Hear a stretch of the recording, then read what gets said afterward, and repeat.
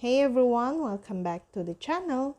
Today I'm gonna show you how to deactivate Messenger account temporarily. So first, you need to deactivate your Facebook. Go to the menu at right corner. Scroll down and look for Settings and Privacy. Then click on Settings. Now select Personal Information. Then select Manage Account. It will deactivation settings. And last, click on Deactivate.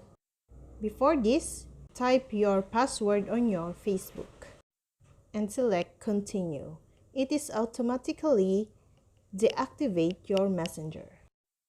The second option is go to your Messenger.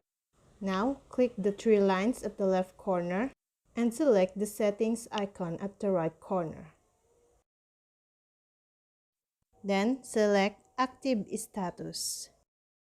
If you enable these icons, your friends didn't notice that you are active on your Messenger. The other option, click the back, then scroll down and select Account Settings. And then choose Personal Information and select Manage Account. Now you can deactivate your Messenger. And that's all. I hope this video helped you guys. For more videos, subscribe to our YouTube channel. Thank you for watching. See you again.